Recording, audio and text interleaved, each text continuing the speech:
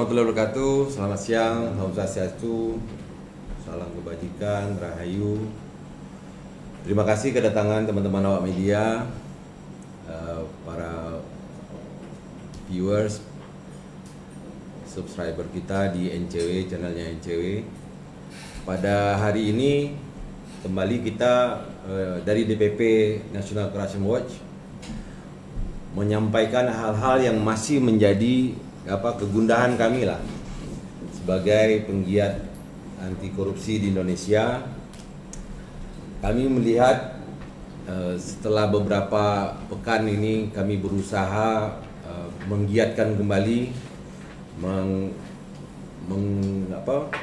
menggelgarkan kembali semangat anti korupsi. Namun apa yang DPP NCW, kami para pengurus DPP, para researcher, para peneliti, dan kawan-kawan yang di lapangan yang berusaha mencari data-data berdasarkan informasi yang terpercaya. Kami melihat informasi yang kami sampaikan ini ternyata dari lembaga penegakan hukum seperti KPK, Polri, Kejaksaan Agung terlihat agak sedikit melambat dan nyaris tidak terdengar menjelang akan dilaksanakannya Pesta Demokrasi tahun 2024 terkait pemberantasan KKN, korupsi, kolusi, dan nepotisme. Dan ini kami melihat sepertinya para penegak hukum ini mungkin oknumnya oknum yang seharusnya berperan lebih, oknum yang seharusnya aparat penegak hukum yang merespon harusnya dengan lebih sensitif terhadap aduan masyarakat, kelihatannya seperti cuek bebek aja. Jadi apapun yang kami lontarkan, dugaan-dugaan selama ini mungkin dianggap belum terlalu penting untuk digelar atau dilidik ke tahap yang lebih serius. Jadi DPP NCW melihat ini bahwa ini ada sepertinya dalam tanda kutip telah terjadi kesepakatan dan pemufakatan jahat dari para oligarki, penguasa negeri gemah di Pahlo Jinawi Indonesia inilah, ini namakan Indonesia ini, membuat upaya-upaya penegakan hukum ini terhenti. DPP NCW sudah berusaha dengan mengumpulkan segala informasi melalui aduan masyarakat, melalui penelitian, pengumpulan data informasi, baik itu jejak digital, baik itu informasi yang datang dari sumber-sumber yang terpercaya, terutama dari aparat-aparat penegak hukum yang masih cenderung tegak lurus dan pedang keadilan itu masih mereka pegang sebaik-baiknya. Ada 5 dugaan yang pernah diungkapkan DPP NCW selama 2 pekan atau 3 pekan terakhir ini, sebenarnya direspon sangat bagus. Direspon sangat bagus sama banyak pihak dengan ada feedback ke kami, dan sebenarnya ini kami harapkan dari aparat penegak hukum dapat menindaklanjutinya. Karena kekhawatiran dari DPP NCW ini, kami khawatir lama-kelamaan masyarakat ini apatis. Rasa ketidakpedulian terhadap apa yang terjadi di lingkungan karena merasa laporan yang disampaikan oleh masyarakat pun jarang ditindaklanjuti. Nah, kondisi ini menurut kami sudah sangat di level sangat berbahaya, karena begitu masyarakat sudah apatis terhadap penegakan hukum terkait dengan pemberantasan dan pencegahan korupsi, maka negara ini langkahnya itu mau dibawa kemana? Apalagi dengan mulai tersentuhnya istana negara dalam hal ini Presiden Jokowi, berikut dengan para pembantunya, ada dugaan bahwa oligarki dan melanggengkan korupsi seharusnya Pak Jokowi ini dengan para pembantunya benar-benar berada jauh dari dugaan penyalahgunaan wewenang, penyalahgunaan kekuasaan, memperkaya diri sendiri, memperkaya orang lain, memperkayai kelompok, menggunakan otoritas, menggunakan kekuatan regulasi untuk menguntungkan satu pihak atau banyak pihak dalam melanggengkan kekuasaannya. Kami melihat di BPNCW ini melihat bahwa sensitivitas terhadap pemberantasan korupsi dari pemilik negeri ini sudah rendah sekali. Bahkan ada 5 oknum menteri yang kami duga melakukan tindak pidana korupsi. Kami sudah sampaikan informasinya kemarin, ada 5 orang menteri yang belum ditersangkakan karena masih diduga melakukan tindak pidana korupsi, kolusi, nepotisme, gratifikasi, termasuk yang menyeret keluarga istana, mantan Pangdam terkait dengan ilegal ekspor nikel. Nah, ada yang aneh di sini. Yang anehnya itu adalah oknum menteri ini sudah diduga dia ini melakukan tindak pidana korupsi dengan mengimpor pesawat tempur bekas, tapi masih didaulat oleh partai-partai dalam satu koalisi untuk menjadi saat ini masih baca pres ya, baca pres 2024 sampai 2029. Nah, ini pertanyaan saya satu, apa tidak ada anak bangsa yang lebih cakap, yang lebih mampu selain oknum Menteri Pertahanan Prabowo Subianto ini? Kan kalau kita melihat dari dugaan yang kami sampaikan kemarin terkait pembelian pesawat bekas, dan ini pun dari kawan-kawan Komisi 1 yang mau bekerja sama memberikan informasi bahwa belum ada komunikasi atau diskusi terbuka dengan Komisi 1. Nah, ini 12 unit atau pesawat tempur Mires 2000 Street 5 ini yang merupakan pesawat bekas dari pemerintah Qatar. Pembeliannya ini fantastis, udah bekas. Dari 12 pesawat ini hampir 1 triliun satu pesawatnya. Dan dugaan kami karena kenapa ini ada upaya-upaya penyalahgunaan wewenang dari saudara PS ini, karena zamannya mantan Presiden Bambang Susilo Yudhoyono ini pernah mau dihibahkan. Hal ini terungkap pada saat mantan Menhan Juwono Sudarsono menyampaikan bahwa hibah pesawat Mires 2000 Strip 5 ini, satu skuadron ini atau 12 unit ini mau dihibahkan ke pemerintah Indonesia. Pada saat itu dari Kementerian Pertahanan berusaha mengecek berapa sih biaya pemeliharaan dan pembelian spare partnya, ternyata mahal sekali. Nah, atas kekhawatiran bahwa penerimaan hibah ini akan menggerus anggaran pendapatan belanja negara, maksudnya belanja untuk pemeliharaan dan pembelian spare part, Juwono Sudarsono ini dia menolak untuk menerima ini karena tidak pas lah rasanya. Sudah dapat pesawat bekas ya kan, tapi kita dibebani biaya pemeliharaan, biaya pembelian spare part nantinya ini jauh lebih besar dibandingkan manfaat yang bisa diterima oleh masyarakat Indonesia untuk pengamanan wilayah udara. Nah, kami saat ini juga menunggu karena ini sudah masuk ke top storiesnya Google, harusnya pemerintah Qatar pun merespon ini. Karena kami menduga ada upaya-upaya penyalahgunaan wewenang melibatkan pemerintah Qatar, karena pemerintah Qatar ini dulu katanya hibah, sekarang tiba-tiba dilakukan pembelian. Dan biasanya pembelian barang bekas ini perlu diskusi yang alot dengan Komisi 1. Bahkan perlu Badan Pemeriksa Keuangan untuk diajak berdiskusi. Boleh nggak dilakukan pembelian pesawat atau barang bekas ini dengan menggunakan anggaran pendapatan belanja negara atau belanja modal di Kementerian Pertahanan. Tapi ini tidak pernah dilakukan, dan ini sudah diungkapkan oleh salah seorang anggota Komisi 1. Nah, kami meminta sebenarnya kepada para komisioner KPK Kapolri dan Jaksa Agung. Saya yakin Jaksa Agung melihat ini, kemungkinan adanya upaya-upaya penyalahgunaan wewenang dan praktek-praktek memperkaya diri sendiri, kelompok,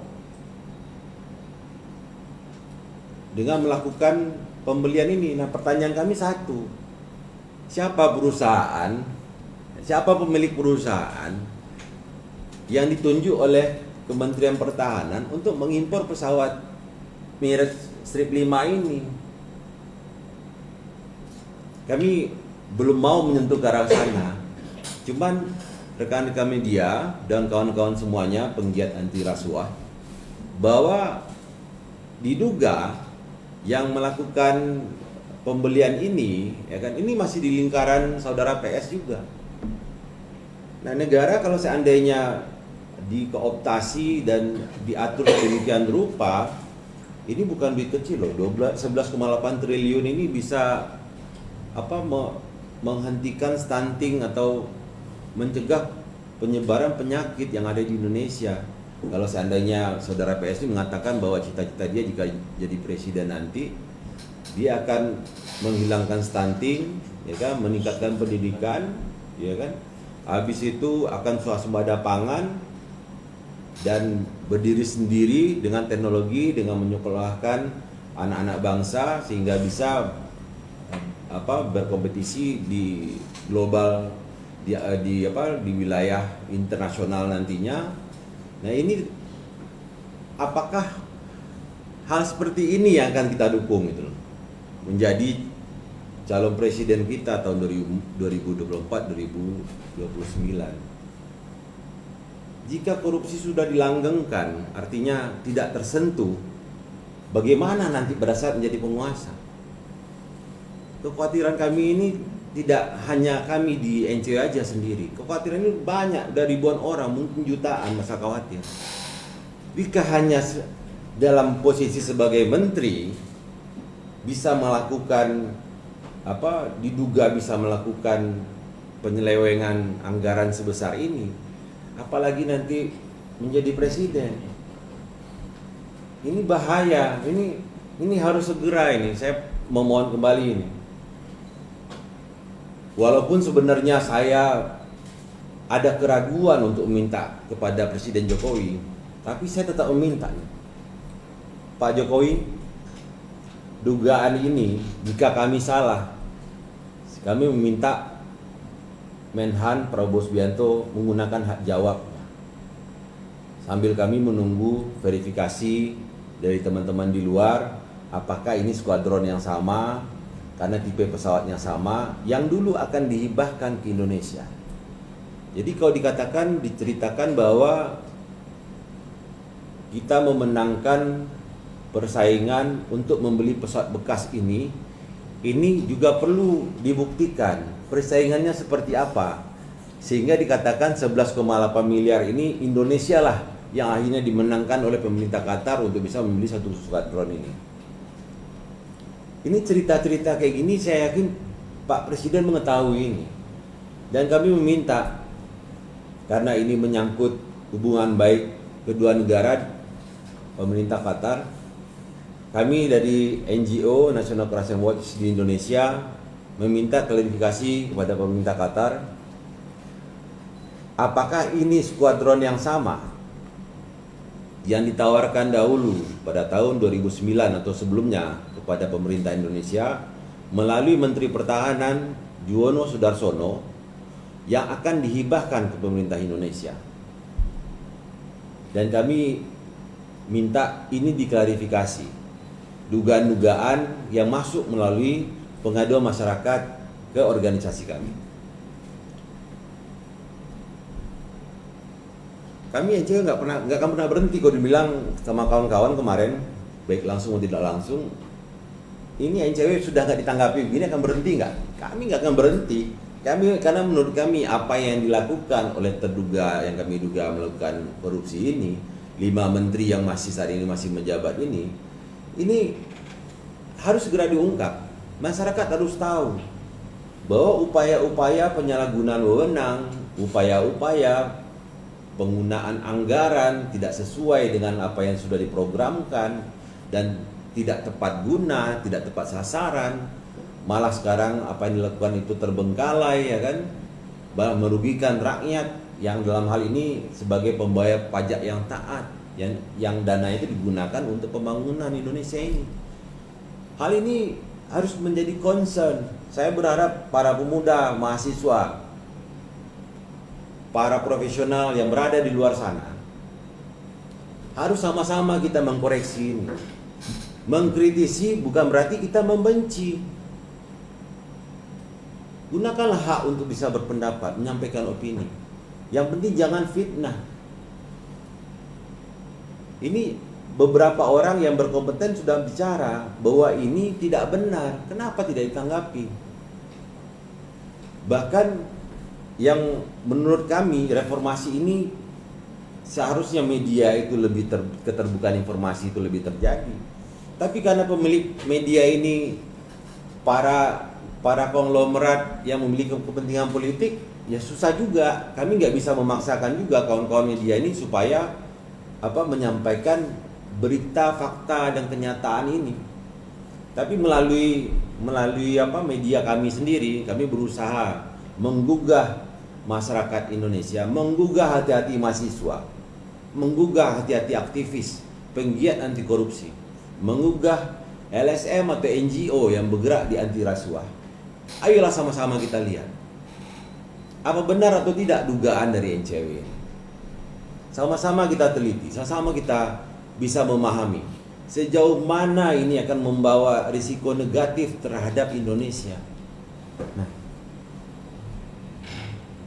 kalau dikatakan apa yang kami lakukan ini hanya seperti membuang garam ke laut,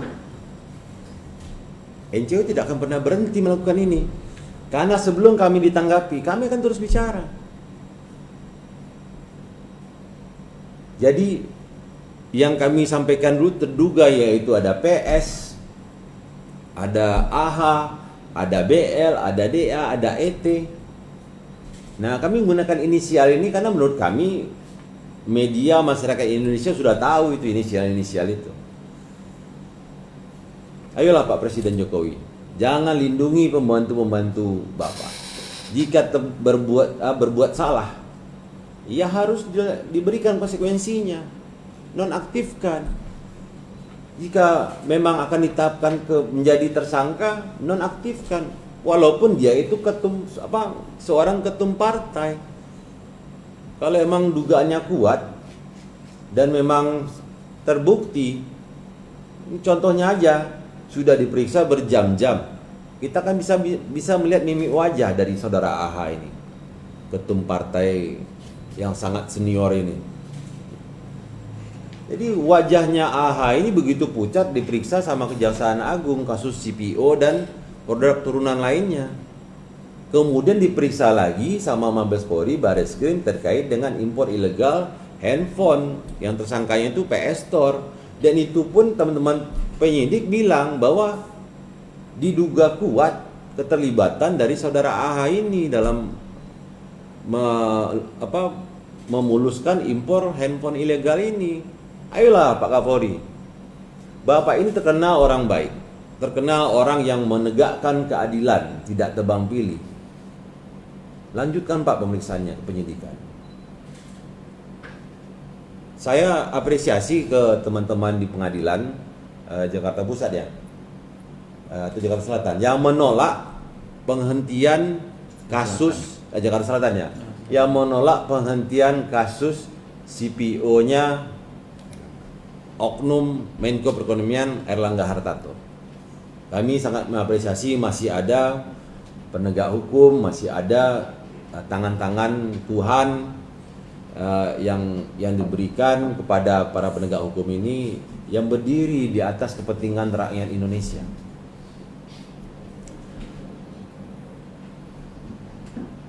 Apa yang terjadi sekarang sebenarnya? Kemarin kita udah bilang, ini kenapa kami melihat bahwa istana, ya kan, khususnya Pak Jokowi sudah tidak sesensitif dulu. Yang dulu mengatakan berantas korupsi, cegah korupsi, ya kan. siapa yang terlibat korupsi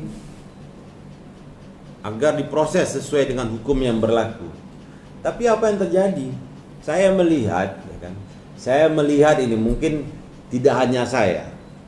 Kami di DPP NCW pun, ya kan, melihat, dan kami tidak hanya sendiri kami melihat, kawan-kawan pun yang lain di LSM Anti Rasuah pun melihat bahwa pembiaran ini jelas terjadi.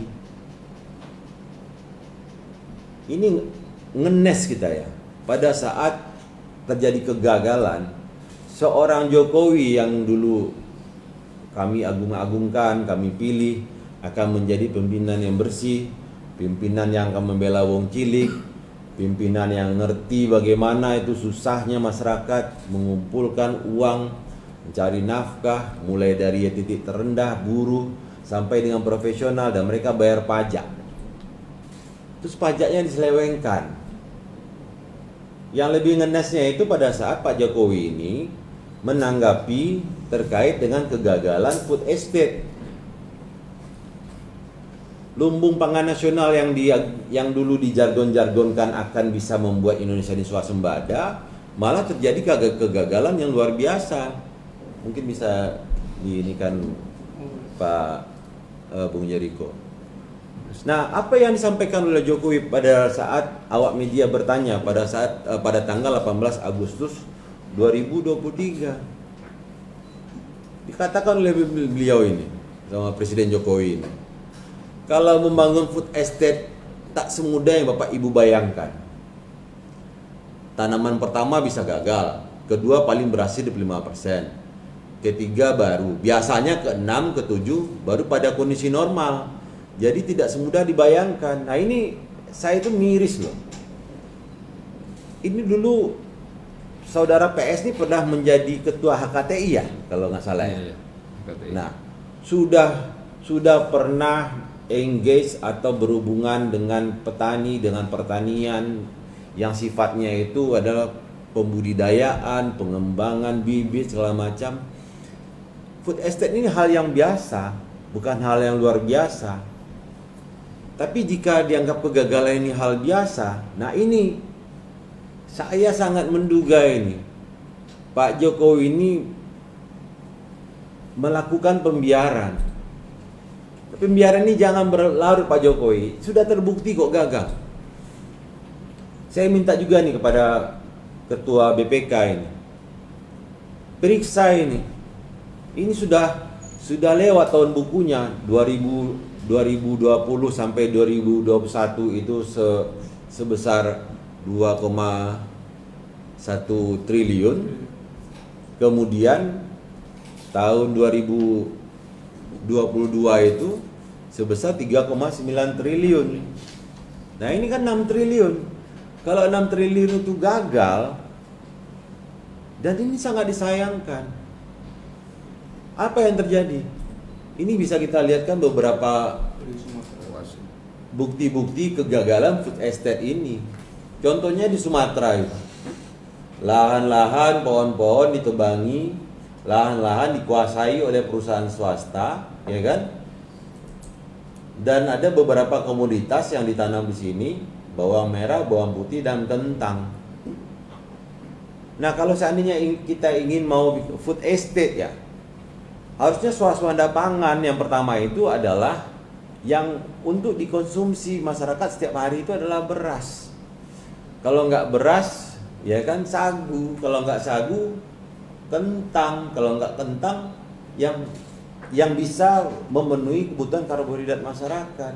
Ini harga beras aja naiknya luar biasa. Dari Rp4.000 jadi Rp7.000. Rp3.000 lah kenaikan per kilogramnya.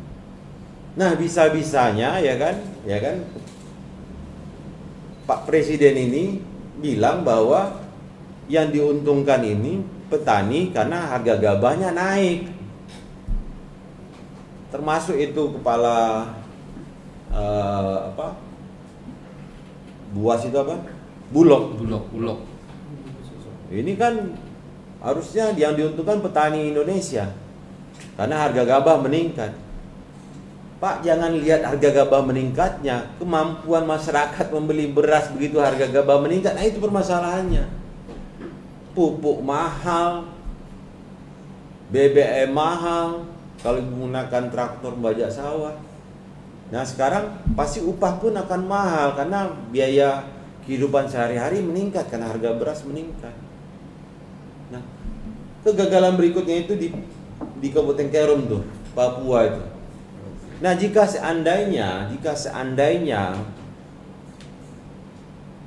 bisa dilakukan dengan melakukan penelitian atau riset yang lebih terpadu, kan tidak harus langsung dalam jumlah ribuan hektar, bisa dalam jumlah sedikit.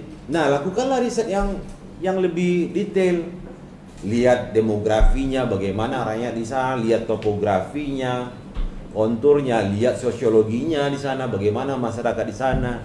Dengan adanya food estate ini atau lumbung pangan nasional ini, apa ada nggak efek domino terhadap masyarakat di sana? Kemudian pelajari juga antropologinya. Apa iya masyarakat di sana itu makannya beras, sedangkan di Papua itu biasanya makannya itu papeda, iya kan, sagu. Nah ini kan harus kita pelajari juga.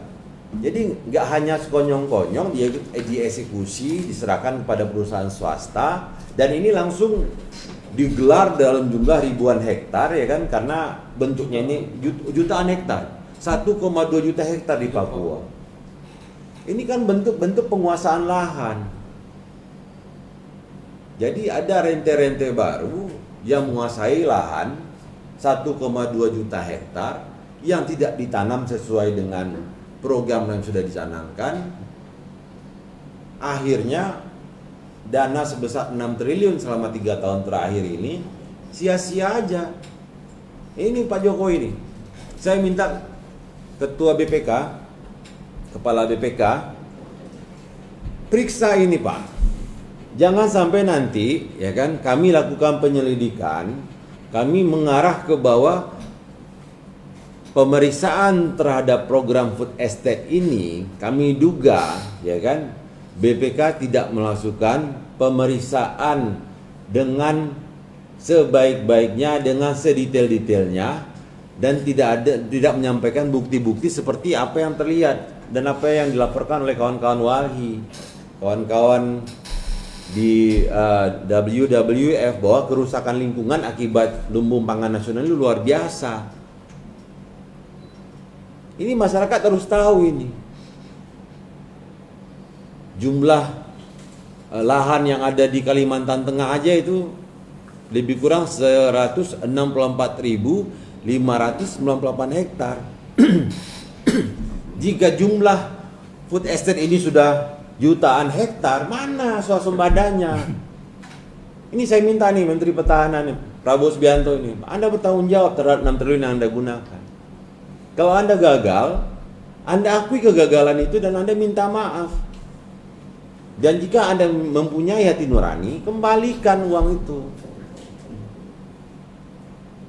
Ini negara ini mau dibawa kemana? Apalagi saudara PS ini mencalonkan diri lagi jadi calon presiden. Nah, pola-pola seperti ini yang trial and error atau coba-coba dan gagal, ini kami di NCW menganalogikan ini namanya ugal-ugalan dalam menggunakan anggaran di APBN. Nah, belanja modal negara itu jangan ugal-ugalan, Pak. Jangan coba-coba. Kalau memang tidak bisa, ya kan, melakukan dalam jumlah besar, lakukan dalam jumlah yang lebih kecil. Inisiasi masyarakat petani di pedesaan untuk meningkatkan produksinya, kasih pupuk murah, subsidi bibit, ya kan, berikan subsidi bahan bakar jika menggunakan traktor dalam mengelola lahannya. Ini jelas-jelas merusak pola pikir dan nalar anak bangsa. Apalagi kalau seperti ini terus, pemberantasan korupsi berikutnya akan seperti apa ini? Nah ini satu lagi nih,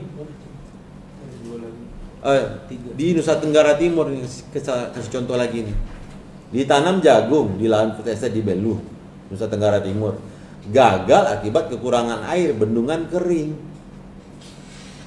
Pak Prabowo sudah tahu di sana itu, maka saya bilang tadi kan topografinya, demografinya itu dicek dulu, bisa nggak dilaksanakan di sana itu program food estate, cukup nggak airnya, cukup nggak sumber dayanya.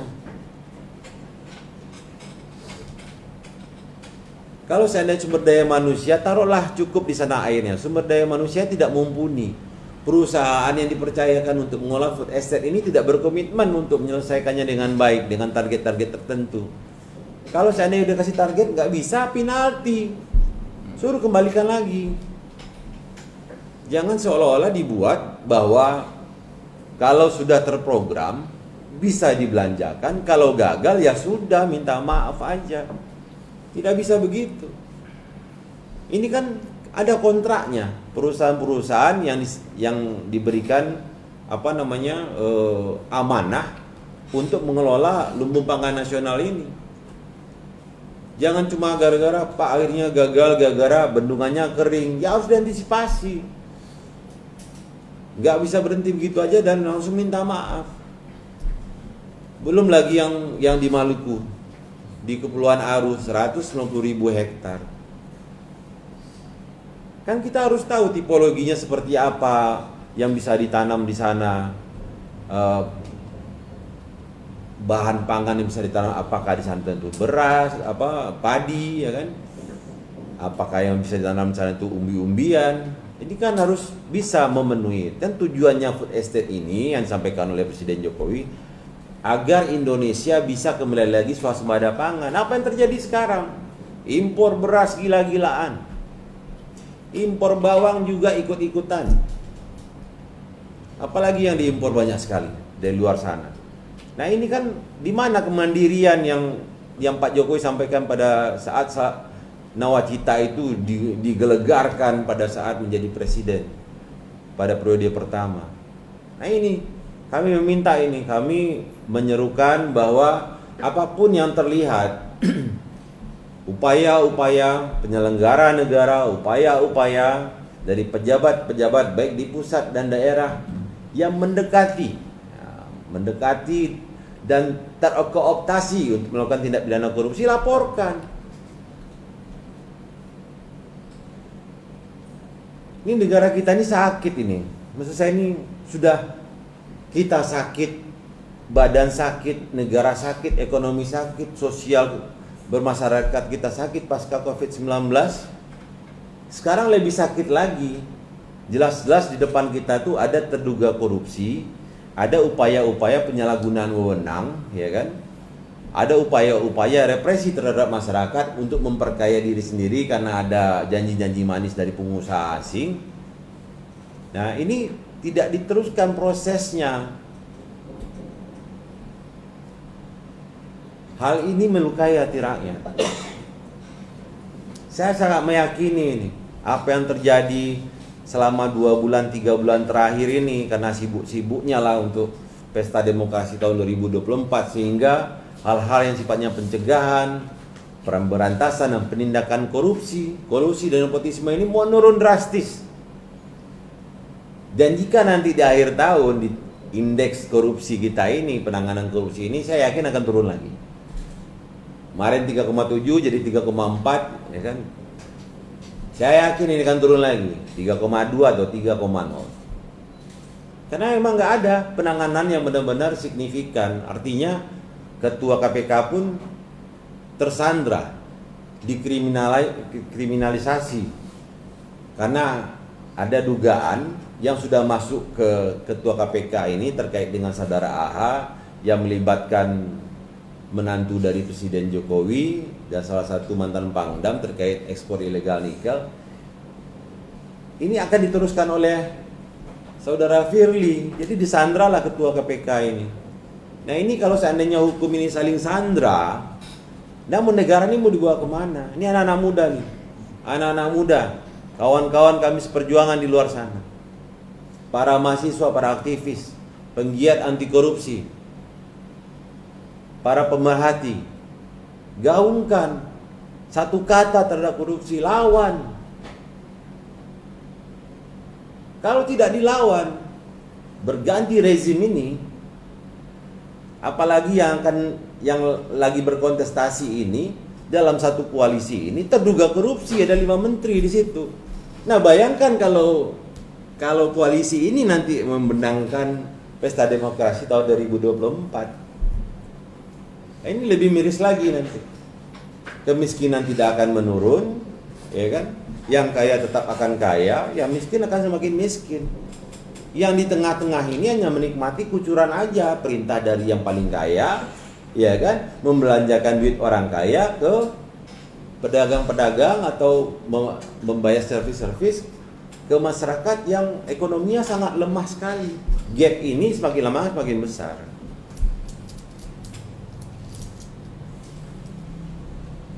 Ya, inilah yang kami khawatirkan. Kalau judul kami layak nggak terduga korupsi Prabowo Subianto ini menjadi calon presiden 2024 sampai 2029.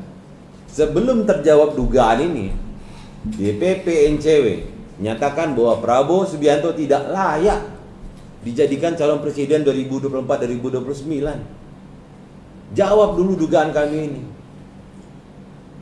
Kalau hal ini Prabowo Subianto tidak mengakui kegagalan food estate ini, dia berlindung di pernyataan Presiden Jokowi bahwa gagal pertama itu wajar, kedua berhasil 25%, ketiga baru 67 itu baru ini. Anda itu Pak Prabowo seorang kesatria, mantan jenderal pasukan khusus.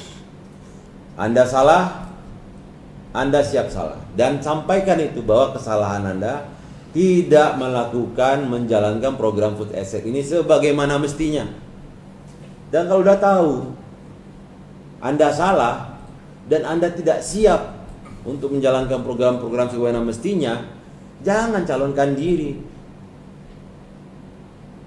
Karena korupsi ini, jika dugaan korupsi terhadap lima oknum menteri ini, ya kan, tidak segera diproses, kami menduga bahwa oligarki mengatur semua ini, mengkondisikan semua ini. Ini seperti diagendakan bahwa untuk menyelamatkan AHA sebagai ketua umum Partai Golkar ini, yang kami duga melakukan beberapa penyalahgunaan wewenang, menyelamatkan kasus-kasusnya dan kawan-kawannya. Baru kali ini namanya dalam kontestasi pemilihan presiden yang berkoalisi, dalam satu koalisi itu terduga korupsinya ada 5. Dalam satu koalisi loh, terduga korupsinya ada 5. Dan itu mewakili masing-masing partai pendukung koalisi itu. Saudara PS terduga ini di Gerindra, AHA Golkar, BL Golkar, Dito Golkar, ET didukung oleh PAN. Saya himbau ini saudara ET ini, jika dugaan korupsi yang kami sampaikan ini tidak terbukti, jawab ini ET, sampaikan apa yang kami sampaikan ini. Apakah benar potensi kerugian negara 2 triliun akibat adanya upaya-upaya dari kakak kandung ET, saudara BT? Ya ungkap aja, akui kesalahannya. Duit 2 triliun itu kecil lah, kembalikanlah itu. Itu yang duit yang diambil tuh duitnya anak perusahaannya BUMN loh, Rekin itu. Kembalikan aja. Kan sekarang boleh. Kalau sudah dikembalikan, kasus selesai seperti yang dilakukan oleh Dito. Iya kan?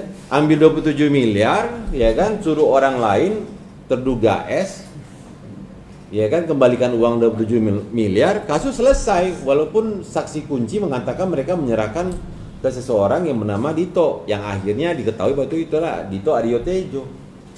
Nah ini kan udah akui aja, kembalikan. Hukum kita pada saat ini menjelang pesta demokrasi ini kayaknya bisa ditawar-tawar. Nih kami menduga nih, dengan begitu ngototnya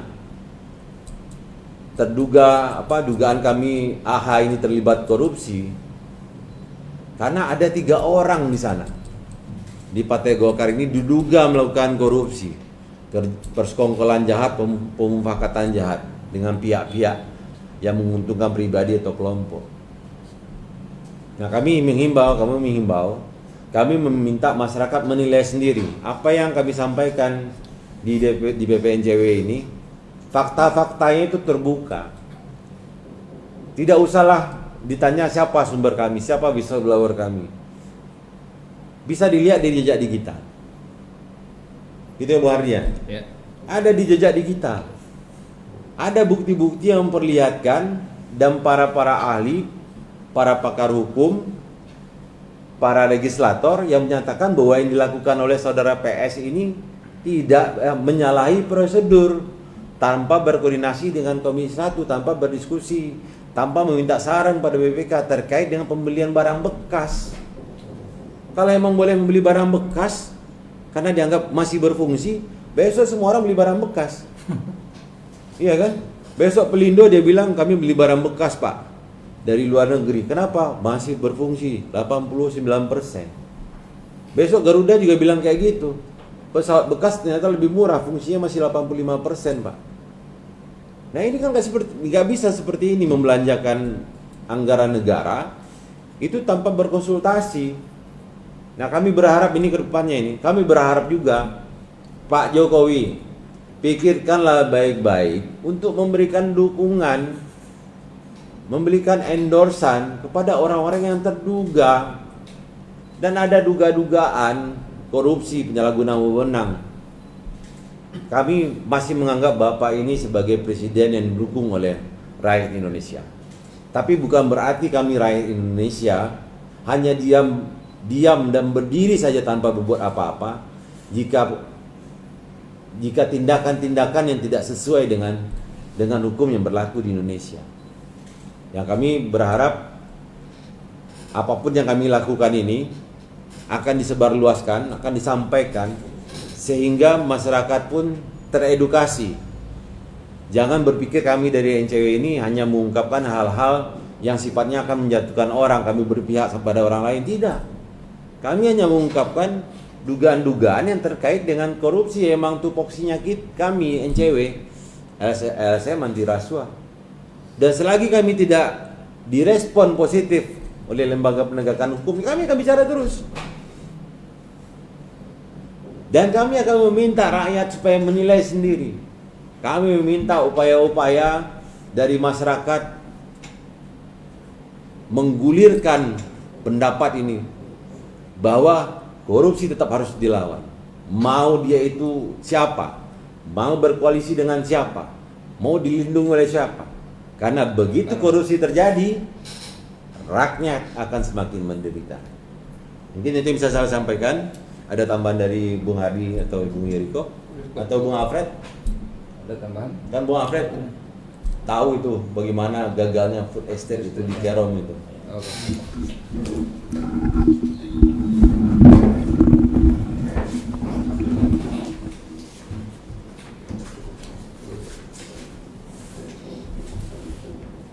Baik, terima kasih. Selamat siang. Saya dari Divisi Hukum National Corruption Watch NCW akan menambahkan sedikit terkait dengan program lumbung pangan nasional yang mana di Papua, yaitu di daerah Kerom dan Merauke. Mungkin nanti saudara Yeriko tampilkan lagi.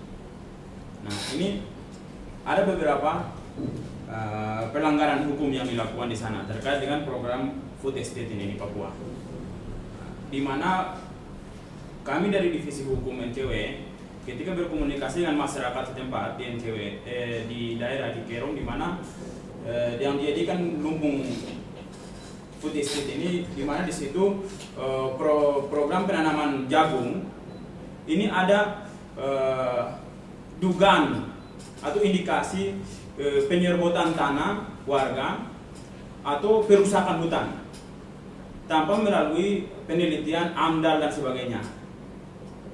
Dan bagaimana masyarakat yang sebelumnya di sana mengkonsumsi sagu atau papeda dan ubi itu kayak dipaksa untuk beralih ke jagung gitu, ke jagung dengan untuk memuluskan proyek food estate ini di sana. Jadi masyarakat tuh merasa bahwa wah kita yang sebelumnya mengonsumsi sagu atau apa papeda dan ubi malah kita dipaksa untuk mengonsumsi ini, dan juga kami masyarakat ini ditarik untuk bagaimana melakukan penanaman jagung ini. Namun berdasarkan temuan kami dari divisi hukum juga bahwa dari beberapa hektar lahan yang ditanami jagung ini gagal, Ya. banyak yang gagal. Pada tahun 2022 itu bulan Februari, Pak Jokowi langsung datang ke sana untuk melakukan panen jagung ini. Ya. Tapi jagung yang dipanen ini bukanlah jagung jagung yang dipanen ini bukan jagung dari hasil proyek food estate ini. Oh gitu. Iya. Berarti ada sandiwara lagi ya, gitu. jadi ini sudah kami ketemukan lagi bahwa ini sandiwara lagi karena hanya mau ditunjukkan di media. Ya. Dipakailah lahan lain. Oh. Bukan layak karena memang proyek untuk food estate yang ditempatkan di Kerom ini masih belum dalam proses operasional, maksudnya masih dalam proses penanaman dan ini. Oh, Tapi udah karena 3 tahun ini. iya kepentingan itu, kemudian Allah. dipakailah lahan lain untuk dokumentasi bahwa inilah proyek food estate yang ditanam itu. Waduh. Sehingga masyarakat yang kemudian diiming-imingi lagi terkait dengan proyek food estate ini bahwa ini proyeknya begini dan akan memberikan keuntungan besar bagi rakyat di situ, masyarakat setempat, itu malah merasa kecewa terkait dengan janji-janji proyek food estate dan terkait dengan penanaman ini. Nah, ini temuan pertama kami dari divisi hukum NTW. Nah, temuan kedua lagi di Merauke. Di Merauke itu ada beberapa masyarakat adat yang menolak terkait dengan lahan yang kemudian mau dipakai untuk dibangun dibuat kebun apa?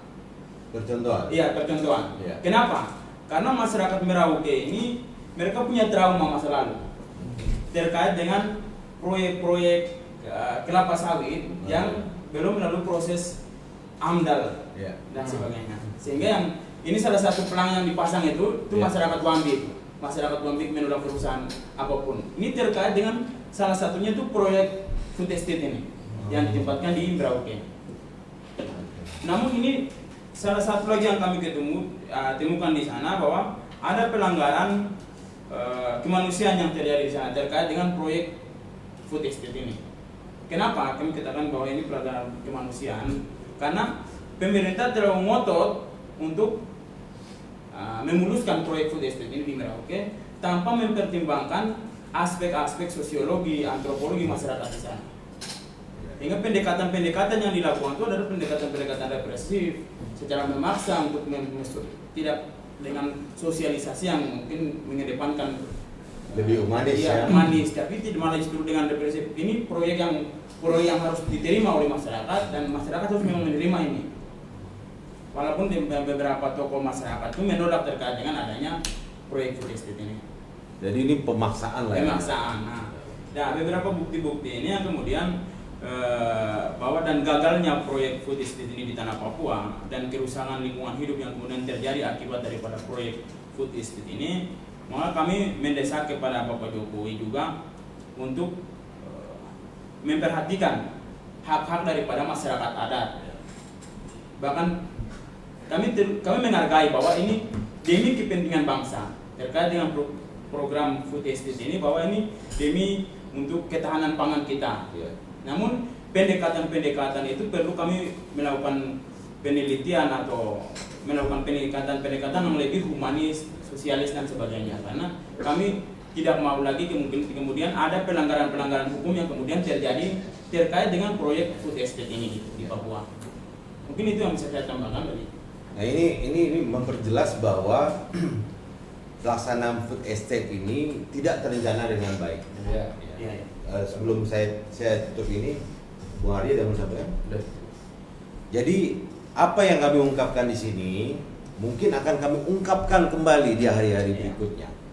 Jadi pertanyaan kami ini dengan segala yang sudah kami jelaskan sampaikan tadi, kami terangkan dengan bukti-bukti yang ada, semua informasi yang terbuka, masih layakkah Prabowo ini jadi capres 2024-2029 karena masih tersangkut masalah dugaan korupsi pembelian pesawat bekas dan dugaan kegagalan penggunaan anggaran 6 triliun untuk lahan lumbung pangan nasional yang dinamakan food estate sebesar 6 triliun rupiah.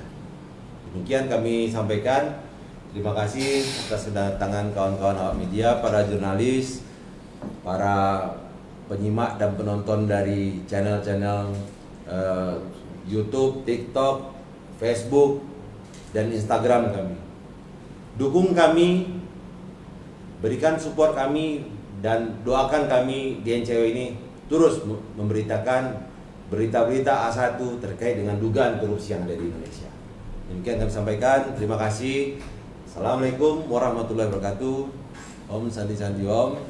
Salam sejahtera, Rahayu, nama budaya.